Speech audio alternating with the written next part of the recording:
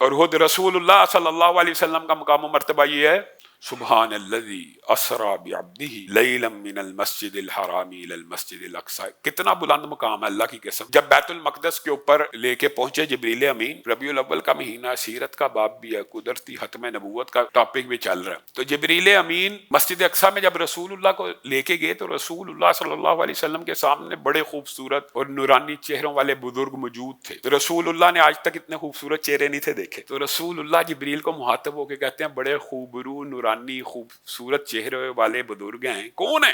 कहा, ये आदम से लेकर ईसा तक जितने पैगंबर अल्लाह ने अपने पास ऊपर बुला लिए थे, उन सब को आज मोजज़े के तौर पे उतारा गया। अच्छा, ये सारे रसूल और पैगंबर आदम की औलाद के इकट्ठे किए गए हैं? जी हाँ। ए जिब्रील अमीन, मोजज़े की रात है, इसरा वल मिराज आपको पता है। ए जिब्रील अमीन, ये आए, चलो मोजज़े के लिए अल्लाह ने उतारा, ये आए किस लिए? और मस्जिद अक्सा में मुझे लेके आने का और इनको उतारने का मकसद और सबब क्या? ये नमाज को अदा करने के लिए आए। ये नमाज अदा क्यों नहीं कर रहे मस्जिद में? इनको अपने इमाम का इंतजार, इनको अपने इमाम का इंतजार है। जिब्रील अमीन से पूछा रसूलुल्लाह सल्लल्लाहु अलैहि वसल्लम ने, इनका इमाम कौन है? तो जिब्रील अमीन ने रसूलुल्लाह के कांधे अक़दस के ऊपर अपने हाथ को रखा और कमोबेश 1,24,000 अंबिया के मुसल्ला इमामत पे खड़ा कर दिया। इनको आपकी आमद का इंतजार है और आपकी इमामत में ये नमाज पढ़ने के लिए आए हैं। बताइए, जिस नबी के पीछे अंबिया नमाज पढ़ें और जिस नबी की नबूवत के अंदर मूसा भी आ जाएं तो उनको भी पैरवी करनी पड़ेगी, तो मिर्जा गुलाम अहमद कादियानी बदबख्त लाइन मलऊन को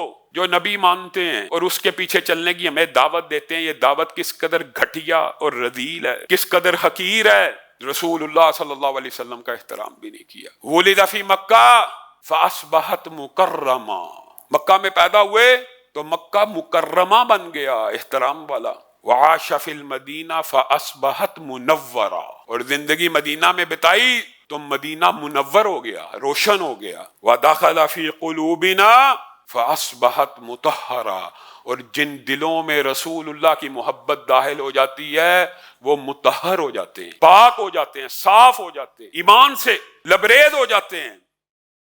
अल्लामा हिशाम इलाही ज़हीर के बयानात हासिल करने के लिए अल्लामा हिशाम इलाही ज़हीर ऑफिशियल चैनल को सब्सक्राइब कर लें।